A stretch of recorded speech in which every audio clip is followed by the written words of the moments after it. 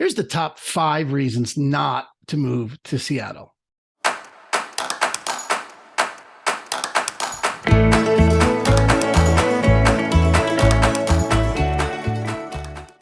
I know you're looking at moving to Seattle. If you're on my channel, like so many thousands of people are looking to move to Seattle. It's a destination city for so many people from California, Texas, the East Coast, the Southwest, all moving to Seattle. If you're here, you're already wondering, why should I move to Seattle? I just want to tell you the truth, give you some of the downsides of living in Seattle so that you know really what you're getting into, because we don't want people moving here and then deciding, oh, I didn't know about that. So some of it will be obvious. Some of it maybe not so obvious. But either way, we get to do a little deeper dive into why not move to Seattle. My name's Aaron Hendon. I am a managing broker for Christine and Company over at Exp Realty, where for the last 10 years, we've been helping people move and relocate into the Seattle area regularly. I mean, people, hundreds of people a day come by, call us, text us, message us for more information about how to buy a house in this area. And if that is you, then welcome to the channel. Make sure you subscribe. We do updates every week. Like this, share it with your friends, do all that good social media stuff. We'd appreciate it. And if you have specific questions, please reach out. That's what we're here for. All right. So what's the downside of living in Seattle? Why wouldn't you move to Seattle? What do you have to deal with? What do you got to be responsible for? What's the real issue what are some of the real issues that we're dealing with as a city moving to Seattle? All right. So in no particular order, I don't know you. I don't know what is going to be important to you. I don't know which ones of these are going to make the biggest difference for you. So I'm just going to go in some order. Okay. So first of all, the cost of living. The cost of living in Seattle is high. Depending on the city you're moving from, it may be lower. I mean, if you're moving from San Francisco, it's probably lower.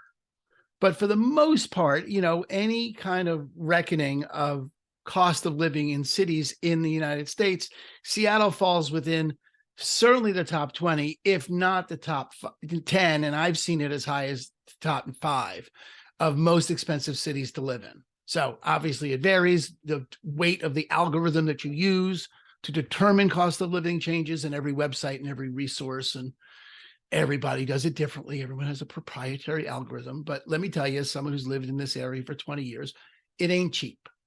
Okay. I've always been blown away by how expensive it is. And I'm always wondering why, for years, it was like, why can't I save any money? What is the deal? How come every year I make more money, and then every year it just keeps going? And at some point I started looking up what the cost of living was and what the median expenses were for a family of 4. I have 2 kids. I could see that just the median was, to live at the median was $72,000. I was like, wow, that was a big eye opener for me. And that was like 10 years ago. That was before I got into real estate, and that was already good money for me. And I was like, well, that's why I can't save any money, because it's expensive here, and it's always been expensive here. If you look at it on a map, we're on the top left. We're all the way up there, And, so it's sort of secluded. It's not a major hub like, you are in Dallas or you are in San Francisco or something. It's smaller than that. And it is not cheap to live here. And depending on where you live, if you live out on an island like I do, it's even more money.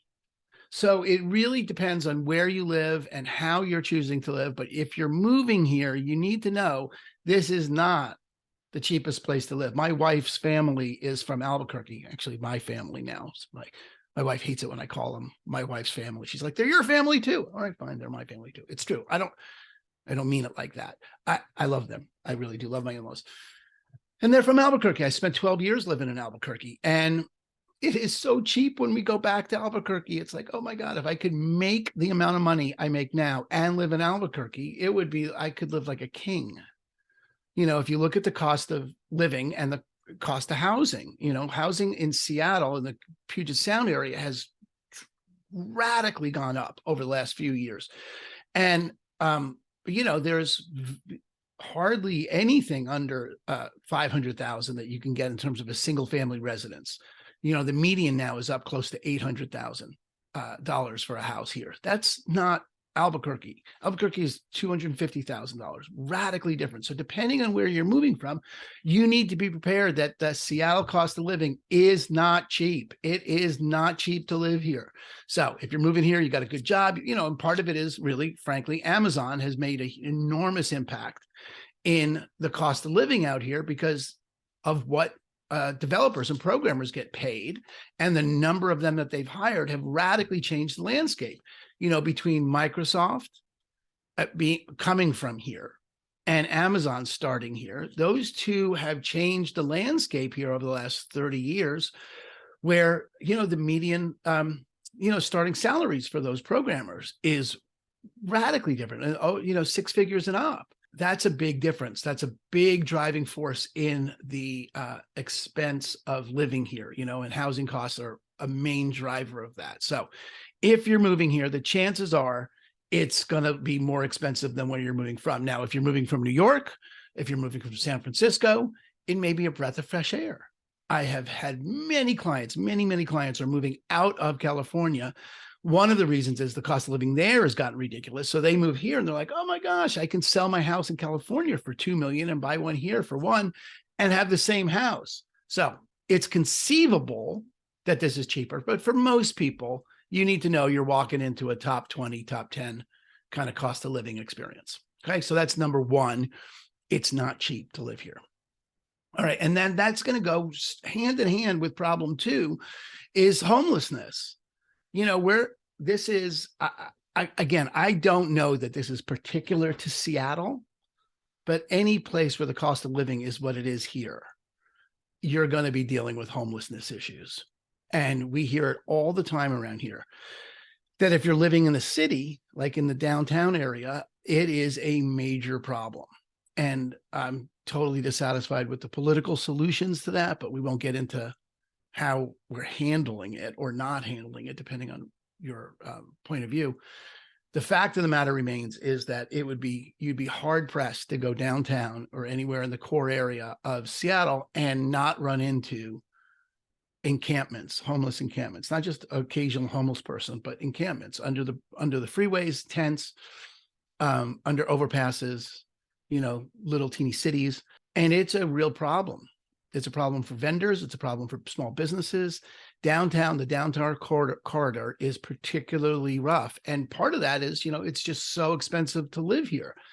So much of it is, there's mental health issues, there's drug issues, and then there's just the financial issues of once someone gets on that spiral, it's brutally hard to get them off because the minimum cost of housing is ridiculous compared to what they could earn. So it's a real problem, and you need to know you're moving into a major metropolitan area that has issues with that. Now, there's always a plan to deal with it, and it's maybe marginally better than it was.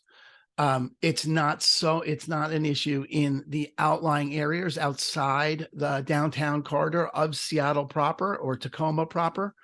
But if you're in any of the neighboring areas, it's not going to be a day-to-day issue for you.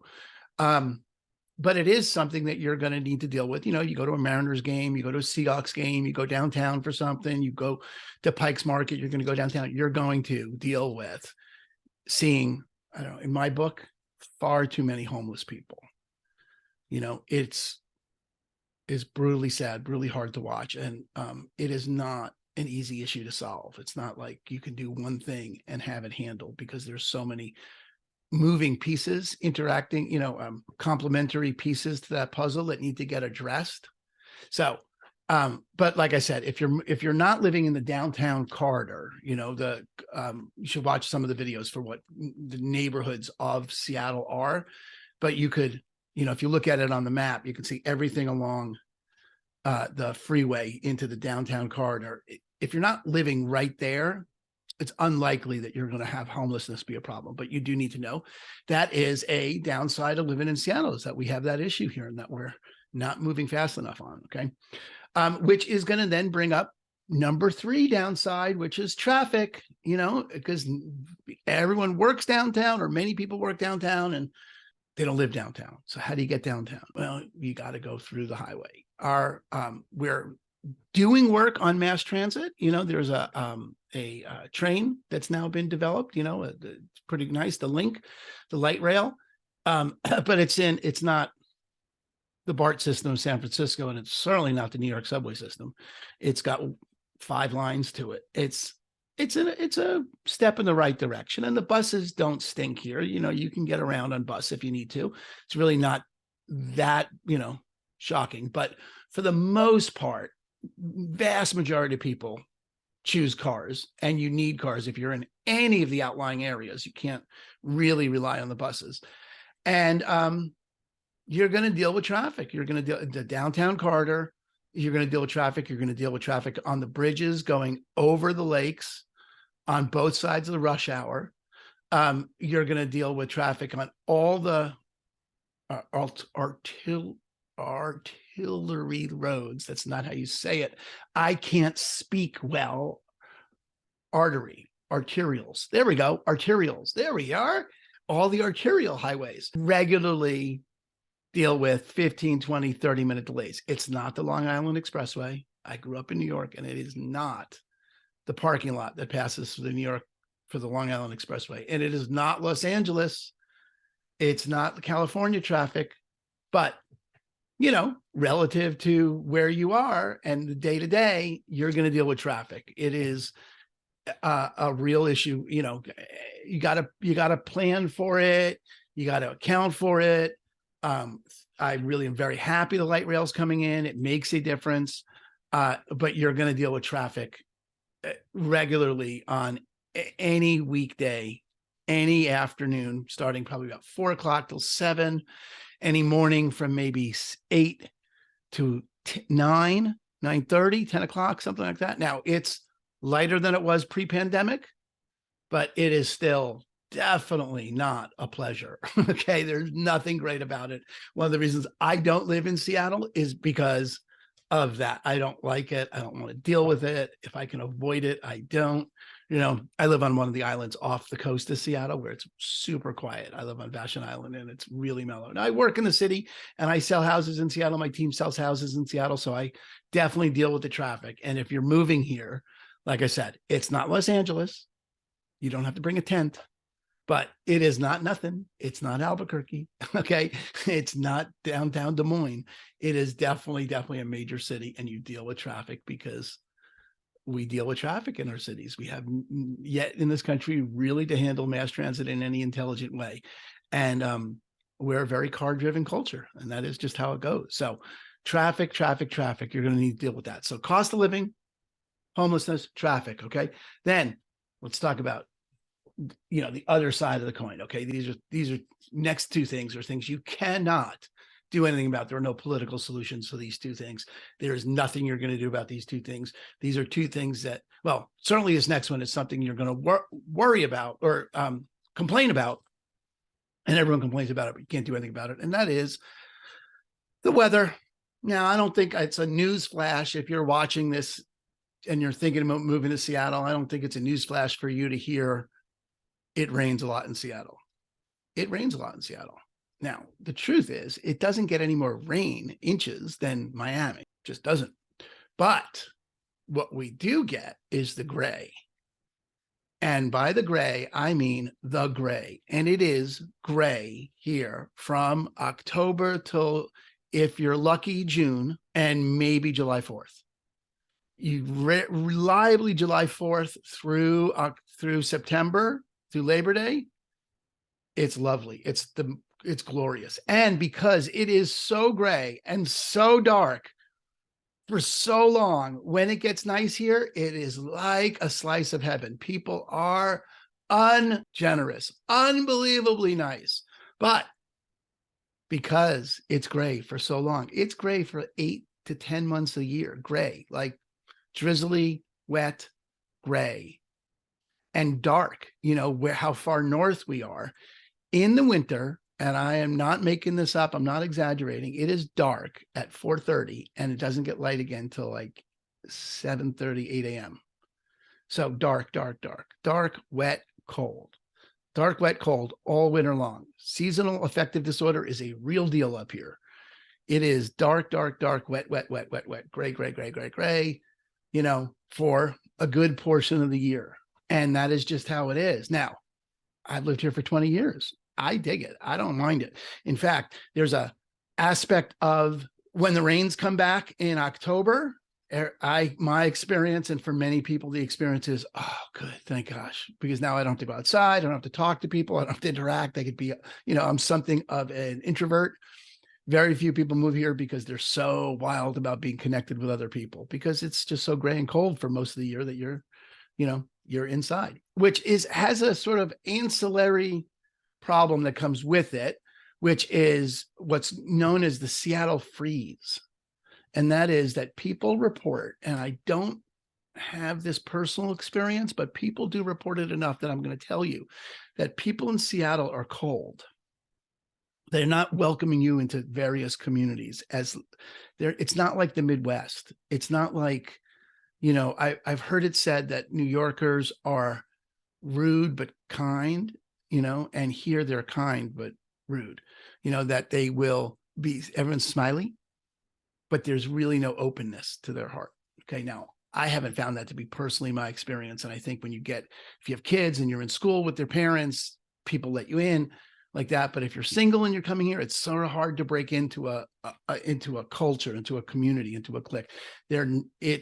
The Seattle freeze is a real phenomenon of moving here that you deal with. Okay. It's, you can get over it. If you're responsible for it, you can move through it, but you do need to know that, and I do think it's related to the weather, because, come October, you're just not going outside a whole lot. Now, honestly, one of the things that surprised me most was you don't cancel out the outside activities when it rains here.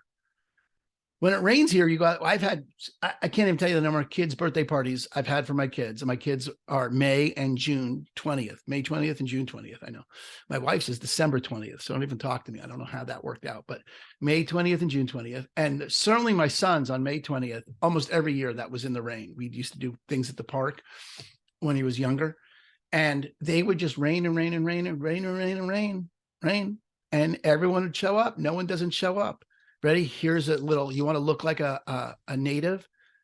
Ditch your umbrella. Nobody here. If you're from Seattle, you do not use an umbrella. It is a faux pas. It's a tourist when they use an umbrella. I have no idea what that's about. I don't know the history of it. I have no idea, but I can tell you sure as day, if someone took out an umbrella, they're not from here. You just put on your Patagonia, you put on your rain gear, your slick gear, and you go to the party, you go outside, you go to the picnic. You just do. It is just the way it is. Okay. So little rain never stopped. Little rain never hurt anybody. That's sort of the motto up here. And then it starts to get light, about, March, April, May, it starts to get lighter and lighter and lighter, and it's nice. And then, oh my gosh, then come the summer. It's light till 10. It's light at 5 a.m. and it's light till 10. And it is like one gorgeous spring day after another. Maybe you'll get 100 degrees 3 days over the summer, something like that, which is also in and of itself, it's its own problem, because very few homes have air conditioning because you so rarely need it. But on those days that you need it, you're like, oh my God, I don't have it. And those 3 days, we occasionally will sleep outside because it's just too hot in the house because we don't have any air conditioning. But it's like 3 days, 4 days a year, maybe like that. Okay. One of the other upsides, and this is really, honestly, I just got to tell you the truth. I don't like to talk like this, but I do find this to be the case. One of the reasons why we get a lot of people moving from California and moving from Arizona and moving from Nevada is because it rains here. The West is going to dry up. It is drying up. I don't think going to dry up is a thing. It is drying up. Not going to dry up here. I mean, it may, but be certainly the last resort. And, while there are fires every summer, more now than there have been, it's still not California. It's still not the kind of heat and dryness that the West has had over the last 10 years. So the water is not a bad thing. And like I said, by the time August, September comes around and it hasn't rained here for 90 days, because it doesn't rain all summer, really. From July 4th till Labor Day, it will not rain. It's just not going to rain. It's just one spring day after another. And by the time that's over, when the rains come back, I'm telling you, there's a little bit of relief, like, oh, thank gosh, it's raining. How nice. I'm going back inside. See you in May. It is sort of like that. So you got to deal with that. If you're coming out here, you got to know the weather is that way. Okay. And the Seattle freeze, just come out, if I'm your agent, we'll hook you up with friends, but it's not it's a deal. Okay. And then the last piece is also something you can't do anything about, but you do need to know is that Seattle is built on a fault. If you can remember, if you're old enough, Mount St. Helens exploded in the 80s and was a major geological event. And we are on a major geological fault. And it has the potential, if you read about it, if you research this, to be one of the worst earthquakes of all time in human history. It is a major fault. Many of the buildings have been reinforced and ready to go and like that. But you do need to know that Seattle is built on a fault. It's the same fault that, runs through San Francisco, just starts up here. And we haven't had a major earthquake in long enough that it, in fact, is a geological concern for people for whom they take that geological concern seriously. I don't know what to tell you about it. I live here. I live here for 20 years. I think it's dangerous wherever you live. But I do want you to know that that is a potential downside to living here is, look, they got tornadoes in Texas, you got hurricanes in Florida, and you got earthquakes here. That's just how it is. You go find a place to live where there's no geological problems going on. I don't know. Tell me where it is. In the meantime, the one we got here, that if that's going to freak you out, is earthquakes. And we haven't had one in long enough that the next one is liable to be a big one. Okay. I'm saying it a little bit light because I need to deal with my own anxiety about it. But that's really it. Now, the truth is I live here. I'm raising my family here. I have no plans to go anywhere. We take care of hundreds of people a year who are moving to this area. And this still remains one of the most sought after regions in the country. And I think the long-term prospects for the housing prices are super strong here because of the rain. Frankly, I don't think that water thing is a small issue at all in our country or on our planet. I think it's a major source, given that Seattle can't expand indefinitely. It's not like Phoenix, which is just flat all around it. It's got water on one side and mountains on the other. It's got very limited land resources. That housing prices here should be stable, if not increase reliably every year. There are downsides to living here, and those are the primary downsides to living here. And I wanted you to know about it. So if you wind up with questions or things you want to know more about, or yeah, buts, what abouts, how ifs, and everyone's situation is unique. No two people have the same circumstances. So feel free to reach out. I am happy to help you sort out whether or not Seattle is going to make you, be right for you, be right for your family, be right for what you're dealing with. I'm happy to look at it with you. Let me know what I can do for you. Again, it's Aaron Hendon with Christine and Company over at Exp Realty. All my contact information is below. Feel free to reach me on any of those mediums. Subscribe to the channel so that you get the weekly updates, and let me know what I can do for you. I look forward to meeting you down the road.